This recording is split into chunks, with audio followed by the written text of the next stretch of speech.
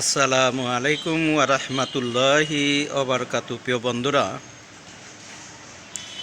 ইব্রাহিম আলাইহিস সালাম আর নমরুদ একে মাটিতে বসবাস করতেন। ইব্রাহিম আলাইহিস সালামকে আল্লাহ হেফাজত করলেন আর নমরুদকে ন্যাংরা মশা দিয়ে আল্লাহ ধ্বংস করে দিলেন। কি কারণে ধ্বংস করলেন? যে ইব্রাহিম আলাইহিস সালাম তিনি আল্লাহর কথা মানতেন এবং আল্লাহর কথা শুনছেন।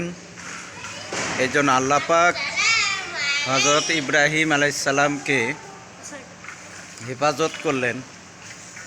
আর নমরুদ আল্লাহর হুকুম মানে নাই, আল্লাহর কথা শোনে নাই। এই কারণে নমরুদকে আল্লাহ পাক দুনিয়াতে ন্যাংরা মশা দিয়ে সে ধ্বংস করে দিলেন। সেই মশার বংশধর এখনও আছে না, যারা আল্লাহর নাফরমানি করে, আল্লাহর হুকুম মানে না, রাসূলের তরিকা মতন জীবনযাপন করে না। আল্লাহ পাক তাদেরকে কি করছেন?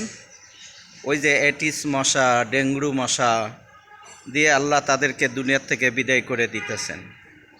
কেন এই নমরুদের বংশধর এখনও এই জমিনের মধ্যে আছে এবং তারা থাকবে। প্রিয় বন্ধুরা আমার, কিন্তু আজকে আমরা এগুলো কেন বুঝি না?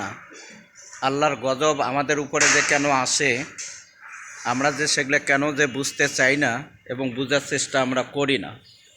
তা আল্লাহর গজব এবং আল্লাহর আযাব থেকে আমরা তো বাঁচতে পারবো না।